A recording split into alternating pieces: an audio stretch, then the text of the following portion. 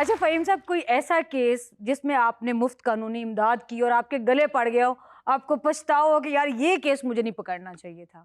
وہ ایک بیوہ خاتون تھی، اس کی بچی کے سامان جہیز کا مسئلہ تھا. اچھا. وہ میں نے اللہ کی رضا کے لیے اس کا سارا سامان جہیز دلوایا، تو وہ ایک دو الماریاں یہ گھر کی سامان نہیں مل سکا اسے. اس عورت نے میرا دفتر ہی نہیں چھوڑا. انہوں نے کہا وکیل تو میں جڑا وعدہ کیا تھا پورا کر. اور میں کہا بی بی میں تھانوں اللہ کی رضا سے ٹریا ہاں، میں آپ کی مدد کی ہے بے لاس، کسی رقم کے بغیر، کوئی فیس نہیں میں نے آپ سے لی اور آپ میرے ساتھ ایسے کہہ رہی ہیں. تو کبھی کبھی آپ کی نیکی نا آپ کے گلے بھی پڑ جاتی ہے. یہ جو آپ ان خواتین کو کرٹیسائز کرتے ہیں جو سوشل میڈیا کو اپنی انکم کا ذریعہ بناتی ہیں، ان میں بہت ساری خواتین ایسے بھی ہیں جو یہ دعویٰ کرتی ہیں کہ ہم حدود و قیود میں رہ کے سوشل میڈیا کا استعمال کر رہی ہیں. ہم پر کیوں اعتراض کیا جاتا ہے؟ ہماری یہ سورس آف ارننگ اگر بن گیا ہے، آمدن کا ذریعہ بن گیا ہے، تو اس کو حد سے تنقید کیوں بنایا جا رہا ہے؟ کوئی برائی نہیں ہے، لیکن وہ خواتین جو بےہودگی پھیلاتی ہیں، جو بےہودہ ڈریس پہن کر ڈانس کرتی ہیں، ناچتی ہیں، یہ کوئی ایسا پیغام دیتی ہیں جو گھروں میں بیٹھی خواتین کے لیے اچھا پیغام نہیں ہے، جو گھروں میں غریب کی بچی کے لیے اچھا پیغام نہیں ہے، تو یقین کریں یہ کوئی اچھا میسیج تو نہیں ہے. خواتین جن کی بچیوں کی منگنیاں ہوتی ہیں، نکاح ہوتے ہیں، کسی غریب کے ساتھ ہو جاتا ہے، تو وہ بیچاری سوچ میں پڑ جاتی ہیں کہ یار یہ تو میرا بندہ ساری زندگی مجھے غربت میں رکھے گا. تو امیر ہونے کا تو یہ طریقہ سوشل میڈیا میں جاؤں میں. بڑی ساری خواتین میرے پاس ایسی آتی ہیں کہ وکیل صاحب میرا بندہ 40,000 روپے مہینہ کماتا ہے، میں کس طرح گزارا کراں. میں سوچتا ہوں یار میرے والدین کا دور تھا، ہمارے ماں باپ کا دور تھا، تو وہ تو غربت میں بھی گزارا کیا لوگوں نے. خواتین کے حوالے سے تو آپ ایک خاص نقطہ نظر رکھتے ہیں سوشل میڈیا پہ آنے کے حوالے سے. مردوں کو آپ بہت کم تنقید کا نشانہ بناتے ہیں، جو یہ دھوم دھڑکے کے ساتھ 6 گارڈز کے ساتھ نکلتے ہیں، پنجابی گانے لگے ہوتے ہیں، اور چاہے اصل زندگی میں اس کے پاس کھانے کے لیے پیسے نہ ہوں، لیکن جو ٹک ٹاک بنا رہا ہے تو وہ ویڈیو کلپ بنا رہا ہے تو اس وقت وہ ایسا اپنے آپ کو بدماش پینٹ کرتا ہے، اور وہ ہزاروں نہیں لاکھوں نوجوانوں کے دلوں کو، ذہنوں کو وہ خراب کر رہا ہے وہ بندہ. ان پر آپ نے کبھی تنقید نہیں کی؟ نہیں، بات پتہ کیا، یہ آج سے 1 سال پہلے کی بات ہے. اب سی سی ڈی نے یہ کام جو ڈالا کر چلا ہے نا، اور یہ سیکیورٹی گارڈ والا کلچر ہے، یہ ختم کر دیا ہے. آپ نکلیں سڑک پہ پورا لاہور گھوم لیں، آپ کو کوئی سیکیورٹی گارڈ والا بندہ نظر نہیں آئے گا. اگر آئے گا تو آپ اس کی تصویر اتار کے سی سی ڈی کو سینڈ کریں تو شام کو اٹھایا جائے گا. ویڈیو کلپس تو آج بھی بھرے پڑے ہیں ایسے نوجوانوں کے پیچھے، پنجابی گانے، سدھو موسے والے کے گانے لگے ہوئے ہیں، اور وہ جناب یہ جتنے پہلوان ہیں نا، جب ان کو پولیس ڈالا ناکے پہ روکتے ہیں نا، تو یقین کریں 1 کلومیٹر دور پولیس کا ناکہ دیکھ ان کی جان نکل جاتی ہے.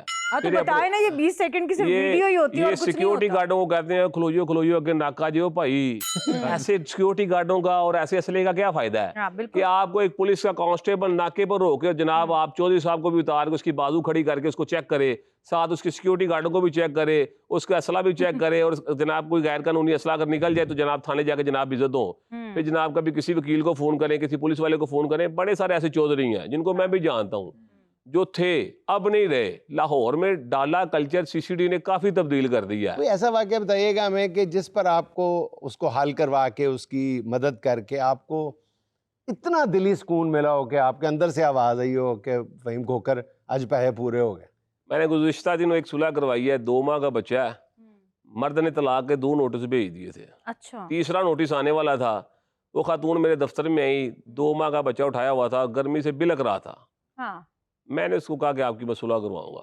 وہ بندہ جس دکان پہ کام کرتا ہے، شاپ پہ، میں ادھر جا کے اس کا ترلا منتا کیا کہ یار تیری مہربانی، چھوٹے سے بچے کا مستقبل کیا ہوگا.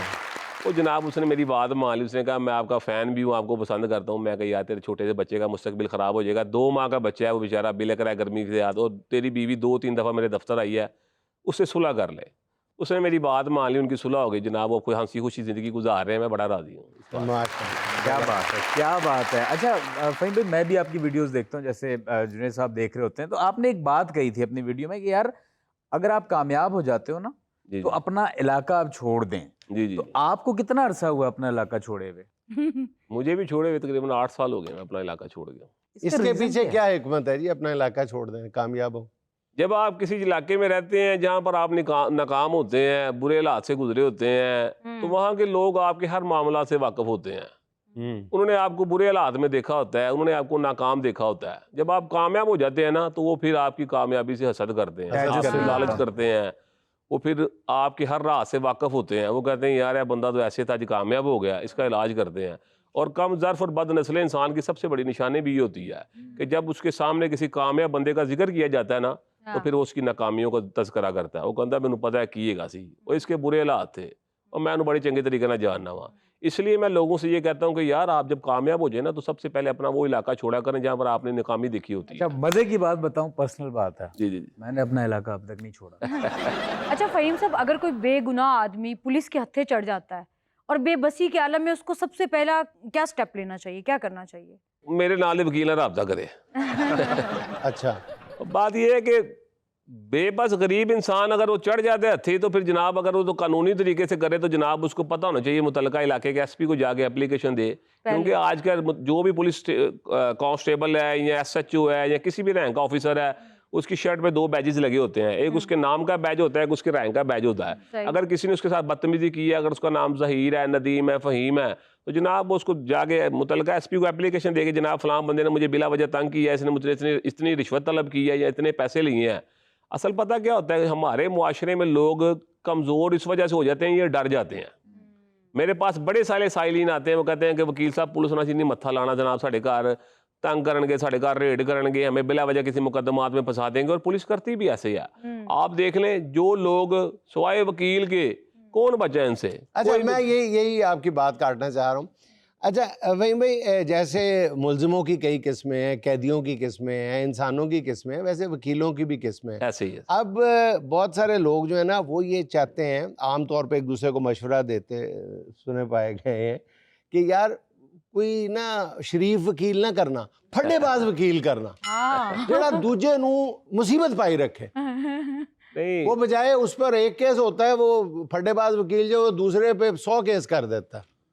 نہیں, میں نے تو آج تک ایسا کام نہیں کیا, لیکن میں یہ کہتا ہوں کہ ہر کام میں نا انسان کو جرت مند ہونا چاہیے, طاقتور ہونا چاہیے, حوصلے والا ہونا چاہیے. اگر آپ کا ساتھی یا جس سے آپ مدد لینے گئے ہیں وہ حوصلے والا نہیں ہے, کمزور ہے, تو پھر ظاہر سی بات ہے آپ بھی کمزور ہو جائیں گے, آپ کا بھی حوصلہ ٹوٹ جائے گا. وکیل جو ہوتا ہے نا اس نے سائل کو حوصلہ دینا ہوتا ہے, ہمت دینی ہوتی ہے, طاقت دینی ہوتی ہے کہ یار تو ڈرنا نہیں, پریشان نہیں ہونا. یہ جو الفاظ ہے نا یہ آپ کے اپنے گھر کا کوئی مین افراد جو ہوتا ہے نا, آپ کا والد ہوتا ہے یا بڑا بھائی ہوتا ہے, وہ حوصلہ دینے والا ہی وکیل تھا نا جو وہ مجرم کو حوصلہ دیتا ہے کہ یار میں تو بڑے بڑے کیس سولو کر لے رہے ہیں. مثلا کہتا ہے یہ عمر قید ہوئی سے میں پھانسی کراتی ہوں. ایسے بھی وکیل پائے جاتے ہیں, لیکن بات یہ ہے کہ میرے نزدیک کام اپنا خلوص نیت سے کریں, نیک نیتی سے کریں, ہار جیت مقدر کی بات ہے.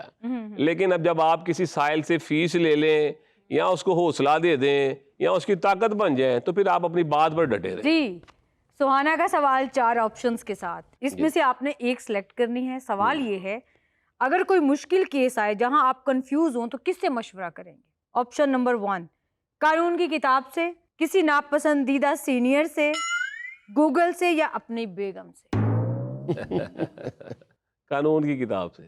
قانون کی کتاب سے.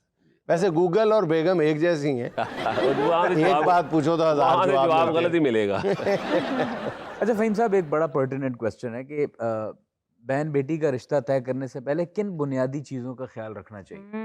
میں لوگوں سے ہاتھ جوڑ کے ترلے سے منت سماجت سے یہ کہتا ہوں کہ یار برائے مہربانی اب اپنی بہن بیٹی کی شادی کرنے سے پہلے چھوٹا سا کام ہوتا ہے کہ لڑکے کا شناختی کارڈ کسی بہانے سے اس کی کاپی لے کر آپ اس کا ناظرہ سے چیک کروا لیں کہ وہ شادی شدہ تو نہیں ہے, اور ایک اس کا شناختی کارڈ قریبی پولیس اسٹیشن میں جا کے چیک کروا لیں کہ جناب کے کیا کارنامے ہیں. لیکن اگر لڑکے کو یہی بات پتہ چل جاتی ہے تو رشتہ ختم کر دیتے ہیں. جیسے ختم ہو جائے, آپ کی بچی ساری زندگی تباہ و برباد تو نہیں نہ ہوگی. آپ یہ سوچیں کہ اس بچی کے لیے ساری زندگی لیے مشکلات آپ خود اس کے گلے میں ڈالنے سے پہلے اگر آپ اس لڑکے کا ایک آدھے گھنٹے کا کام ہے یہ معاملہ چیک کر لیں. میرے پاس ایک خاتون آئی, انہوں نے کہا جناب ہم رشتہ طے کر رہے ہیں. میں نے کہا آپ جا کے لڑکے کا نہ صرف شناختی کارڈ قریبی پولیس اسٹیشن سے چیک کر لیں.